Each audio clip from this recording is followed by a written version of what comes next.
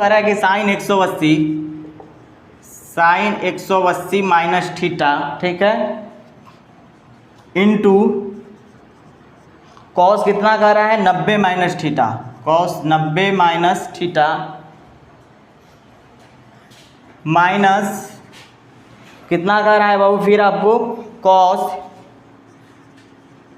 180 minus theta, ठीक, into कितना है फिर sine 90 minus theta, sine 90 minus theta. अब देखो इसको बनाने का दो तरीका है।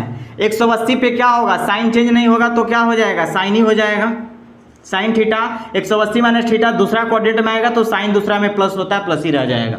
कॉस 90 माइनस थीटा प्रथम क्वाड्रेंट में आता है तो कॉस किस में चेंज हो जाएगा बाबू, तो साइन में हो जाएगा, ठीक है। दूसरी बात आप देखिए माइनस कॉस है, माइनस था कॉस 180 माइनस थीटा दूसरे क्वाड्रेंट में आएगा, 180 पे चिन्ह क्या होता है, कॉस है तो कॉस ही रहेगा, लेकिन माइनस में आ जाएगा तो पहले माइनस था तो माइनस माइनस प्लस हो जाएगा कॉस थीटा, और sine 90 minus theta first quadrant में तो यहाँ पे क्या हो जाएगा कॉस थीटा।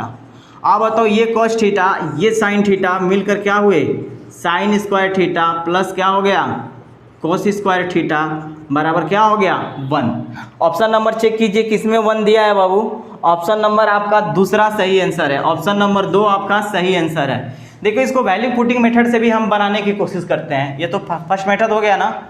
अब थीटा के जगह पे ऐसा क्या मान रखें कि हमारा इजी हो जाए, तो मैंने आपको बताऊं थीटा के जगह पे आप 90 रख दो, क्या रख दो यहाँ पे 90, 180 में से 90 घटा तो 90, तो साइन 90 का मान कितना हो गया 1, याद रखिएगा, इंटू करिए, कॉस 90 था और 90 में घटा दूंगा तो कॉस कितना हो जाएगा 0, कॉस 0 का मान भी क्या हो जाएगा 1, यहाँ पे करिए माइनस 180 में से 90 घट जाएगा तो 90, कॉस 90 का मान क्या होता है बाबू 0, जब इसका मान 0 आ गया तो इसका मान रखने की जरूरत नहीं, क्योंकि 0 में किसी भी नंबर का मल्टीप्लाई करेंगे तो क्या आ जाएगा 0। तो आप बताइए 1 में 1 का मल्टीप्लाई करेंगे तो 1, तो फाइनली देख लीजिए 1 किस ऑप्शन में आया था, ऑप्शन नंबर 2 में। आप चाहे तो वैल्यू पुटिंग से भी बना सकते हैं, चाहे तो डिटेल मेथड से भी बना सकते हैं। एक ट्रायंगल है, एक त्रिभुज दिया गया है, इसके 3 शीर्ष दिए गए हैं, ए है, बी है और सी है, तीनों का कोऑर्डिनेट दिया गया है। पहले का कोऑर्डिनेट 1 1, दूसरे का कोऑर्डिनेट कितना दिया गया है 6 और 2, और तीसरे का कोऑर्डिनेट कितना दिया गया है तो 3 3। आपसे पूछता है कि इसका एरिया क्या होगा, तो आप बताओ area of triangle A B C, आपने कोऑर्डिनेट ज्योमेट्री में पढ़ा होगा कि 1/2, ठीक, x1 into y2 minus y3 plus x2 y3 minus y1 plus x3 plus x3 y1 minus y2, ये आपने पढ़ा होगा। अब इस वाले फार्मूला पर अगर हम पुट करें तो देख लीजिए 1/2 तो रहेगा, x1 का मान कितना दिया है तो 1 दिया है, y2 का मान कितना दिया है तो 2 दिया है, माइनस y3 का मान कितना दिया है तो 3 दिया है, प्लस x2 का मान 6 दिया है, उसके बाद कहता है y3 तो 3 दिया है बाबू 3, माइनस y1 तो y1 कितना दिया है 1 दिया है, ठीक, प्लस x3 3 दिया है, और y1 कहता है y1 तो मेरा 1 है, माइनस y2 कितना है 2 है। आप इसको देखिए कितना आएगा, तो ये 1/2 ये 2 में से कट गया तो -1 आ जाएगा, सीधे लिख देते हैं, ये 2 कट जाएगा तो प्लस कितना आ जाएगा 12, ठीक, ये 2 में से कट गया तो कितना आ जाएगा बाबू -3 आ जाएगा। आप सोचिए -1 -3 -4, तो हम कह सकते हैं बाबू कि 1/2 12 में से -4 घटा दीजिए, अब डायरेक्ट मैं लिख रहा हूँ, देखिए -3 -1 -4 प्लस 12 घटा देंगे तो कितना हो जाएगा 8, 2 से काट दीजिए तो 4 यूनिट स्क्वायर, ठीक।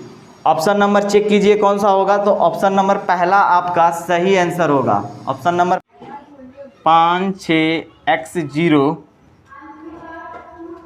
सॉरी 5 7 है बाबू, 5 7 6, x0 9 से विभाज्य है, तो x के जगह पे क्या आएगा? ये नंबर दिया गया, ये कह रहा है कि 9 से डिविजिबल है, 9 से क्या है? डिविजिबल है, तो x के जगह पे वो कौन सा मान आएगा? अब देखिए 9 से डिविजिबिलिटी का रूल क्या कहता है कि सभी संख्याओं का सम यदि 9 से डिविजिबल है तो पूरा का पूरा नंबर हमारा क्या होगा? 9 से डिविजिबल हो जाएगा। तो आप ये बताइए बाबू कि अगर हम 7 और 5 लेते हैं तो कितना होगा? 12, और 6 को जोड़ते हैं तो कितना होगा? 18। तो ये पूरे के पूरे 9 से डिविजिबल हैं, तो काट देंगे, और 0 जोड़ देंगे तो कोई फ़र्क पड़ने ही वाला नहीं है। तो आप बताइए कि x के जगह पे हम क्या रखें जो कि 9 से डिविजिबल हो जाए? तो x के जगह पे हम 9 ही रखेंगे तो वो 9 से क्या हो जाएगा? डिविजिबल हो जाएगा। या तो फिर x के जगह पे क्या रख सकते हो आप? 0 रख सकते हो, 9 भी रख सकते हो और 0 भी रख सकते हो, तो भी इनका सम क्या होगा? देखिए 0 रखेंगे तो भी तो सम 0 आ जाएगा, तो भी 9 से डिविजिबल होगा। अगर सम 9 आ गया तो भी 9 से डिविजिबल होगा। तो ऑप्शन नंबर चेक कीजिए, पहला, ऑप्शन नंबर पहला 0 और 9 दिया गया है, यही आपका क्या हो जाएगा? आंसर हो। कुल संख्या 120 है, मतलब जो बॉयज हैं वो टोटल कितने हैं? 120 हैं, ठीक है।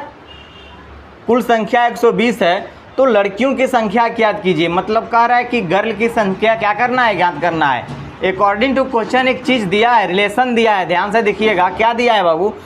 कह रहा है कि एक स्कूल में 25% लड़के, मतलब लड़के कितने हैं? 120 हैं, और कह रहा है कि 25%, 25 बाई कितना हो जाएगा? 25% यहाँ पे लिखिए, ठीक है, 25%, ठीक।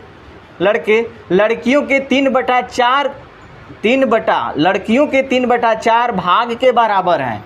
लड़कियों के 3/4 जी के 3/4 भाग के क्या हैं? बराबर हैं लड़कों का 25%। लड़के का जो 25% है वो लड़कियों के 3/4 के क्या है? बराबर है। आप बताओ कि फ्रैक्शन में 25% का वैल्यू क्या होता है? मैंने आपको बताया था कि 120 ये हो जाएगा, मल्टीप्लाई फ्रैक्शन में 1/4 होता है, और g बराबर कितना हो जाएगा? 3/4, ठीक है। आप देखो 4 से ये 4 कट जाएंगे। अब इस 3 से इस 3 को काट दो तो 3 चौके 12, 40। इसका मतलब ये हुआ कि g बराबर कितनी हो गई? 40।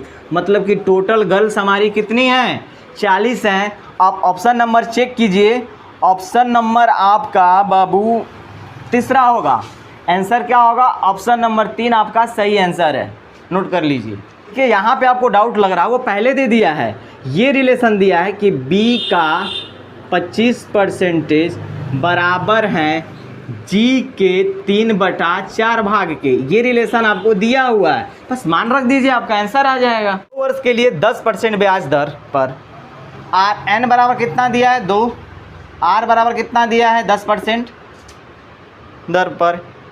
SI 500 रुपया है, मतलब SI कितना दिया है? तो 500, ठीक है। उसी समय के लिए CI ज्ञात कीजिए। उसी टाइम के लिए CI आपसे पूछ रहा है कि क्या होगा। अब देखो कुछ नहीं करना है, x और x को जोड़ोगे तो 2x बराबर 500 आ जाएगा बाबू, तो 2 से काट देंगे तो 250 आ जाएगा x बराबर। इसका मतलब पहले साल कितना था? 250 रहा होगा, और दूसरे साल भी 250 रहा होगा, तभी तो टोटल CI हमारा SI कितना था? 500 है। अब बताओ, अब हमको मूलधन तो नहीं पता है, लेकिन ये कह रहा है कि आप हमको ये बताइए, ये 250 है, ये 250 कब आता है? ध्यान से देखिएगा, ये 250 कब आएगा? जब P का मल्टीप्लाई R कितना दिया है? 10%, 10% का फ्रैक्शन वैल्यू 1/10। जब इसको 1/10 से या तो आप कहो तो 1/10 से जब मल्टीप्लाई करेंगे, 1/10 से मल्टीप्लाई करेंगे तो ये हमारा 250 आ जाएगा भाई। अब P को जब 1/10 से मल्टीप्लाई करते हैं तभी तो यहाँ वाला मान लिखते हैं हम। तो आप बताओ कि P बराबर कितना मिल जाए? इस 10 इससे जाके मल्टीप्लाई हो जाएगा तो 2500।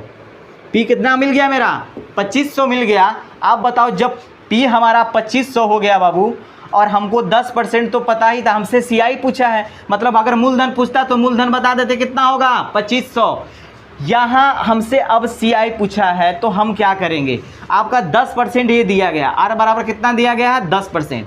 तो इसका पहला साल का हम बोलते हैं कि SI और पहला साल का CI दोनों सेम होता है, इसके लिए हमें निकालना है। तो 250 दिया हुआ है हमारा, 250 का 1/10 से मल्टीप्लाई करेंगे तो कितना आ जाएगा? ये 25 आ जाएगा। तो ये टोटल ही तो हमारा CI कहलाता है। तो 250 250 कितना हो गया 500 और 25 जोड़ दिए तो ये हमारा कितना हो जाएगा टोटल CI, मतलब कि 525। और मूलधन पूछता तो कितना हो जाता बाबू, मूलधन बराबर 2500। ये याद करिए। ऑप्शन नंबर चेक कीजिए किस में है, ऑप्शन नंबर पहला, ऑप्शन नंबर पहला आपका सही आंसर होगा। ठीक है, नोट कर लीजिए। ठीक है गाइस, आज की क्लास यहीं तक रखते हैं। अगर वीडियो आपको वाकई में अच्छा लगता है तो प्लीज़ इसे लाइक शेयर सब्सक्राइब करें। और आप लोग इंतजाम से जितने भी सवाल चैप्टर बताया जा रहा है प्रैक्टिस सेट में, वो सब आप करके जाएं। एग्ज़ाम में आपका इससे बाहर एक भी सवाल नहीं होगा।